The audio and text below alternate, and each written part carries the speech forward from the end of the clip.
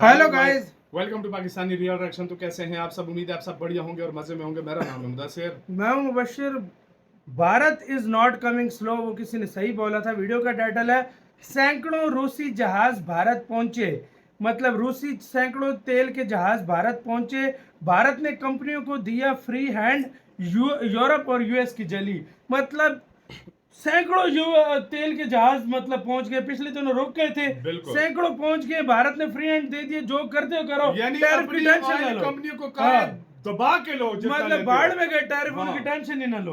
वाह भाई पहले देखते यार इंडिया कर क्या रहा है यार। भाई एक और खबर आई है, पहले देखते हैं, काउंटडाउन करते हैं, स्टार्ट। दोस्तों, पहली बार अमेरिका और यूरोपीय यूनियन के प्रतिबंधों, साथ ही अमेरिकी टैरिफ के ऊपर भारत ने मुंहतोड़ जवाब अमेरिका को दिया। साथ ही भारतीय कंपनियों को भी अमेरिका या फिर यूरोपीय यूनियन के दबाव में न आने के लिए कहा गया और अब इसका असर भी दिखने लगा। जहां अमेरिकी टैरिफ की वजह से पिछले दिनों कई टैंकर्स ने अपना रास्ता बदल लिया था और भारत में बिना तेल उतारे वापस लौट गए थे, वहीं अब मिलियंस ऑफ बैरल रूसी तेल लेकर भारत में ये टैंकर्स आ रहे हैं और जो ये आंकड़े सामने आए हैं, इसने अमेरिका की नींदें उड़ा दी है। दूसरी तरफ भारत ने एक बड़ा जियोपॉलिटिकल खेल खेलना शुरू कर दिया है और अचानक से भारत के विदेश मंत्री और एनएसए अजीत डोवाल रूस की यात्रा पर जा रहे हैं और यकीनन यहाँ से कई और इंटरेस्टिंग खबर निकलकर सामने आएगी जो कि अमेरिका के लिए बिल्कुल भी अच्छी नहीं होगी। इस पूरे समीकरण और मुद्दे के बारे में इस वीडियो में डिटेल में समझेंगे, इसीलिए वीडियो को अंत तक जरूर देखिएगा। तो चलिए शुरू करते हैं इस वीडियो को। भारत के विदेश मंत्रालय की तरफ से एक ऑफिशियल स्टेटमेंट जारी करके यूरोपीय यूनियन और अमेरिका के ऊपर बड़ा हमला बोला गया है। आप बाकायदा इस स्टेटमेंट को अपनी स्क्रीन पर देख भी सकते हैं। बयान ऐसे समय पर आया जब अमेरिका के राष्ट्रपति डोनाल्ड ट्रंप ने भारत पर आरोप लगाया कि वो रूस से बड़ी मात्रा में तेल खरीद रहा है और फिर उसे खुले बाजार में ऊंचे दामों पर बेचकर भारी मुनाफा कमा रहा है। ट्रंप ने यहाँ तक कह दिया कि भारत को इसकी सजा मिलेगी और 1 अगस्त 2025 से भारत से आने वाले सामान पर 25% टैक्स यानी टैरिफ लगा दिया जाएगा। भारत ने ट्रंप के इन आरोपों को न सिर्फ खारिज किया बल्कि उनका दोहरा रवैया भी दुनिया के सामने लाकर रख दिया।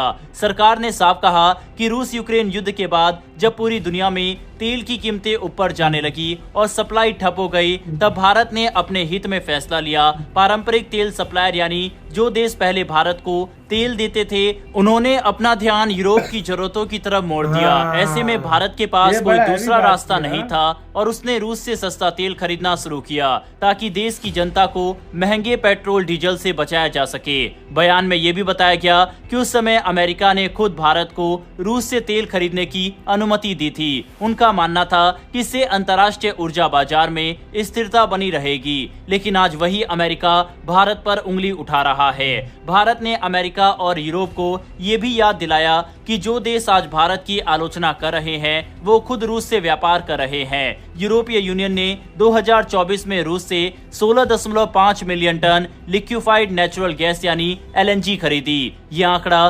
2022 के रिकॉर्ड को भी पार कर गया। इसके अलावा यूरोप और रूस के बीच 2024 में सामान का व्यापार 67.5 अरब यूरो और सेवाओं का व्यापार 17.2 अरब यूरो तक पहुंच गया।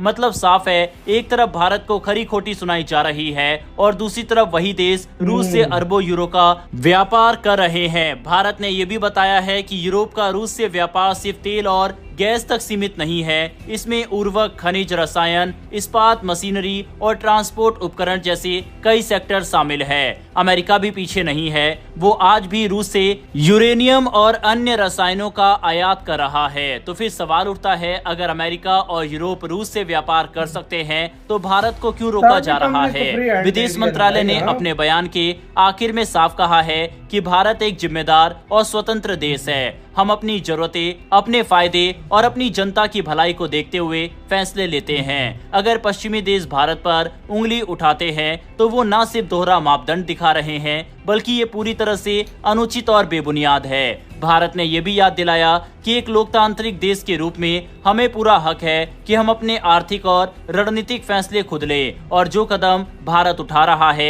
वो किसी के खिलाफ नहीं बल्कि अपने देश की ऊर्जा जरूरतों और आर्थिक सुरक्षा को ध्यान में रखते हुए लिए गए हैं। डोनाल्ड ट्रंप की तरफ से लगाया गया 25% टैरिफ भी भारत के लिए कोई नई बात नहीं है। इससे पहले भी कई बार अमेरिका ने व्यापारिक दबाव बनाने की कोशिश की है, लेकिन भारत ने हमेशा संयम और मजबूती के अब साथ तो जवाब free दिया hand दे दिया है। भाई, इतना लगाने ही तो नहीं, हम भारत देंगे की तरफ से तेल, कहा गया है कि अगर यूरोपीय यूनियन या अमेरिका अपनी मनमानी ऐसे ही करते रहे तो भारत भी उचित कदम इनके खिलाफ जरूर उठाएगा। इसके और अलावा भारत भी भारत बैन ने कुछ अपनी करेगा। कंपनियों को भी साफ दिशा निर्देश दे रखे हैं मतलब कि आपको free जहां hand। मर्जी हो वहां से तेल खरीद सकते हैं। मतलब यानी कि कोई साफ है कि अब भारत नहीं ने रोक रहा, अपनी भाई। चुप्पी तोड़ते हुए पहली बार अमेरिका और यूरोपीय यूनियन के सामने खुलकर खड़ा हो गया है।